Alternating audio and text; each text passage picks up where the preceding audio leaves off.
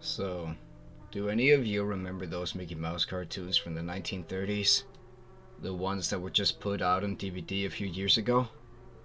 Well, I hear there was one that was unreleased to even the most avid classic Disney fans. According to sources, it's nothing special. It's just a continuous loop, like Flintstones, of Mickey walking past 6 buildings that goes on for 2 or 3 minutes before fading out. Unlike the cutesy tunes put on, though, the song in this cartoon was not a song at all, just a constant banging on the piano for a minute and a half before going to white noise for the remainder of the film. It wasn't the jolly old Mickey we've come to love either. Mickey wasn't dancing, not even smiling, just kind of walking as you or I were walking, with a normal facial expression. But for some reason his head tilted side to side as he kept this dismal look. Up until a year or two ago, everyone believed that after it cut to black, and that was it. When Leonard Maltin was reviewing the cartoon to be put on the complete series, he decided it was too junk to be on the DVD, but wanted to have a digital copy due to the fact that it was a creation of Walt. When he had a digitized version up on his computer to look at the file, he noticed something. The cartoon was actually 9 minutes and 4 seconds long. This is what my source emailed to me, in full. He is a personal assistant of one of the higher executives at Disney, an acquaintance of Mr. Melton himself. After it cut to black, it stayed like that until the 6th minute, before going back to Mickey walking. The sound was different this time.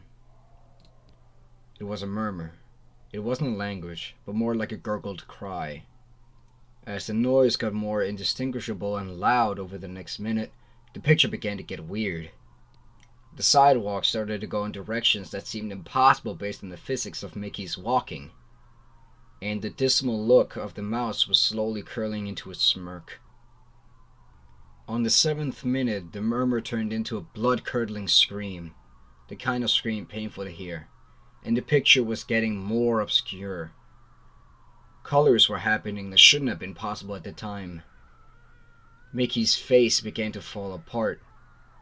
His eyes rolled on the bottom of his chin like two marbles in a fishbowl, and his curled face was pointing upward on the left side of his face. The buildings became rubble floating in midair, and the sidewalk was still impossibly navigating in warped directions, a few seeming inconceivable with what we, as humans, know about direction. Mr. Malton got disturbed and left the room, sending an employee to finish the video and take notes of everything happening up until the last second, and afterward immediately stored the disc of the cartoon into the vault. This distorted screaming lasted until 8 minutes and a few seconds in, and then it abruptly cuts to the Mickey Mouse face at the credits of the end of every video, with what sounded like a broken music box playing in the background.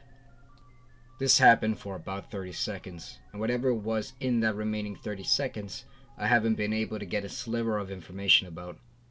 From a security guard working under me who was making rounds outside of that room, I was told that after the last frame, the employee stumbled out of the room with pale skin saying, "Real suffering is not known," 7 times, before speedily taking the guard's pistol and offing himself on the spot.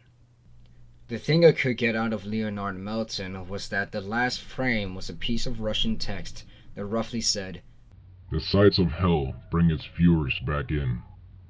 As far as I know, no one else has seen it, but there have been dozens of attempts at getting the file on rapid share by employees inside of the studio, all of whom have been promptly terminated from their jobs.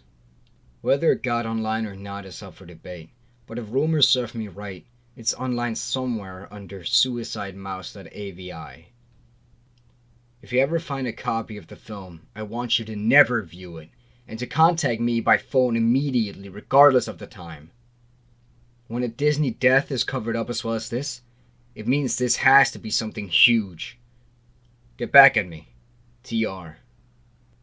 I've yet to find a copy of this, but it's out there. I know it.